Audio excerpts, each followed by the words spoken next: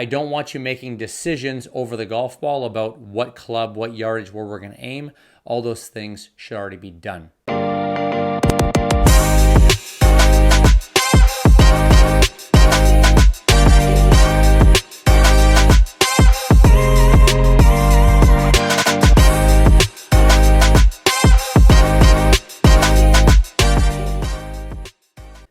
Hey there, I'd like to welcome you to episode 1 of the Golf Never Sleeps podcast.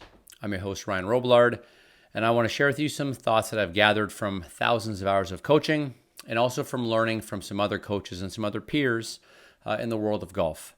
I feel I have a wealth of knowledge, and I just want to start to share some commonalities that I see both between coaches and players with one simple goal in mind, and that's to help you improve your performance in the way you practice and the way that you play.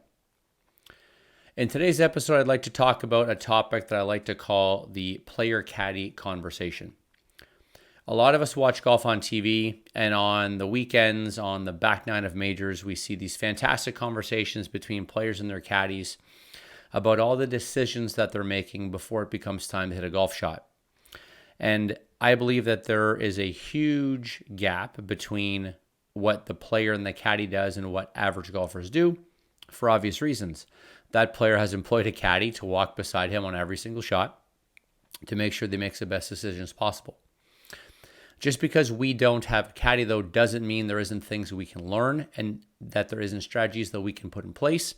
So that's what I want to talk about.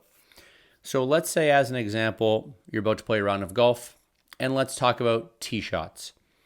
It's very common that I will see a player just randomly tee up in the middle of the tee box and aim down the dead middle of the fairway.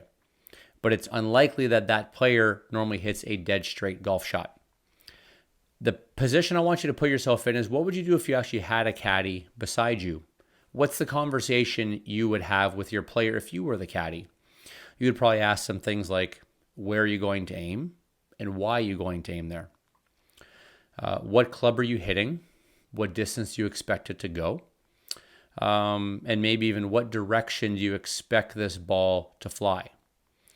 And the problem is, I think oftentimes we consider all those things, but we are thinking about the flight, the direction, our alignment, and all those different things over the golf ball, and everything needs to be done before then. So you're on the first tee, pretend you're the caddy, and you're trying to guide your player on what you want them to do. Let's say there's a dogleg right, and there's a bunker on the right. You might grab a couple common yardages, like how far it is to clear that bunker. Maybe there's a tree up the left-hand side that is out of range, but it's a great aiming point. You've gathered a little bit of information, and now with that, let's say you know that you have a little bit of a left-to-right ball flight. With that information, we now gather an aiming point. We know how far it is to cover the bunker. We know how far that tree is we want to aim at. And now, as a result, we're probably going to set up on the right side of the tee box, and we have our aiming point.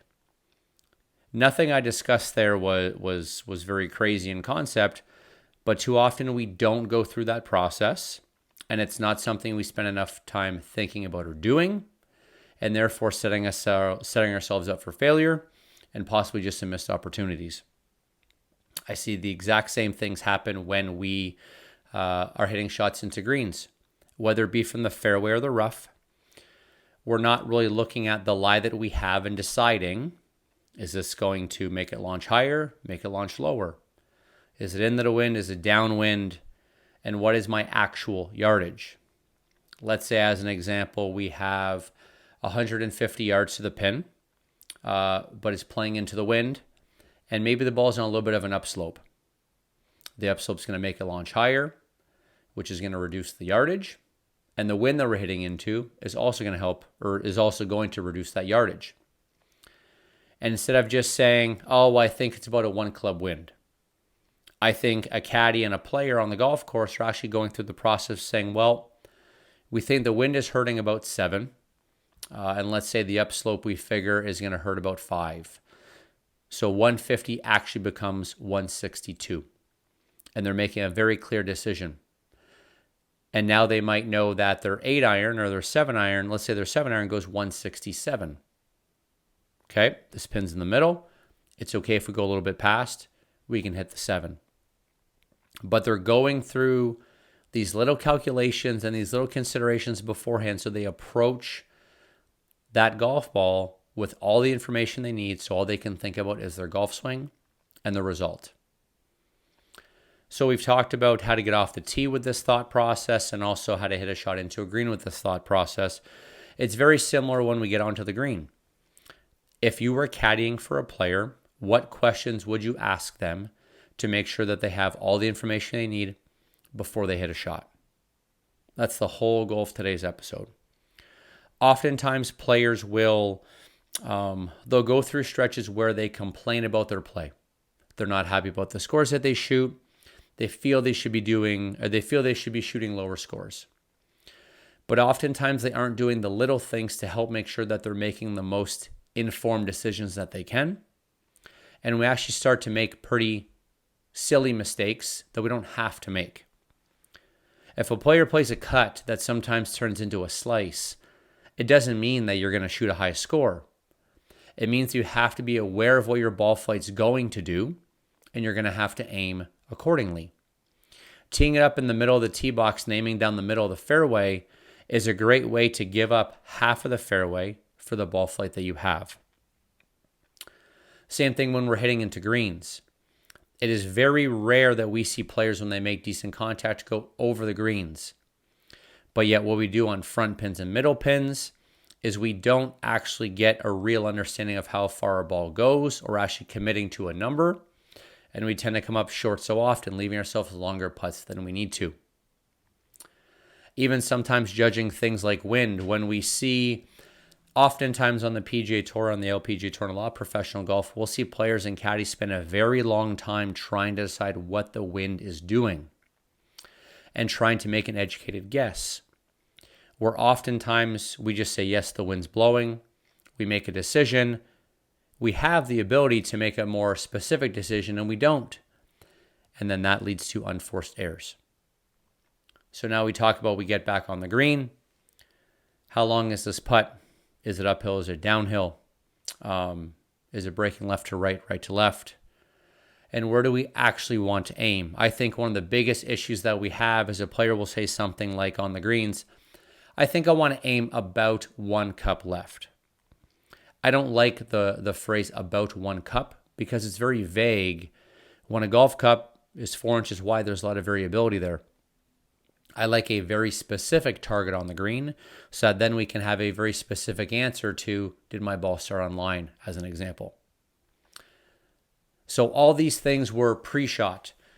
Now take all these situations and imagine if you were a caddy and what would happen after the shot. Let's say you hit a good shot and we can say, okay, I made a really good decision there. I did a really good job assessing how much the wind was hurting or how much my ball was curving. That can start to breed confidence as we go through the round in our ability to make decisions. If we make very uncalculated and vague decisions, I think that can very quickly lead to low confidence just because we're not taking the time to be a little bit more deliberate on the process that we're going through before we hit a shot. So the next time that you play golf, whether it be a good round or a bad round, or a course you play often in your home club or a course you don't always play, I want to challenge you to go through that process where as you're walking up to that shot or as you're about to start that round, if you were to quote unquote caddy yourself, what questions would you ask yourself? What information would you gather before you hit a golf shot to make sure that you're educated with all the information that you need to hit the best shot that you can? Now, doing this for 18 holes or doing this when your buddies are around, you're playing competitors, might sound like that's a lot, might sound a little bit intimidating. But maybe the next time you play, just do it for 1 hole. Caddy yourself for 1 hole and see what you learn. And you might go through that process and learn that asking yourself a few extra questions might help you make better decisions. But also, the golf coach in me starts to think that asking a few more questions or maybe trying to be a bit more deliberate about the decisions you're making might actually do a better job highlighting what your faults are. And the next time that you see your golf coach, you can say, I really do a bad job guessing how much the wind is hurting. I really don't know where to aim on dogleg lefts or some different things like that, that now instead of just sitting on the drive range beating balls all day, you're going to your coach with things you've worked on course or that you've noticed on course, and hopefully they can provide some feedback on course to help you play better on course and not just on the driving range. So that's my thoughts on the caddy player conversation. I hope you've enjoyed this episode. And if so, please consider subscribing to be the first to know when I drop new episodes just like this one. My name is Ryan Robillard. Thanks for tuning in to the Golf Never Sleeps podcast. Happy golfing.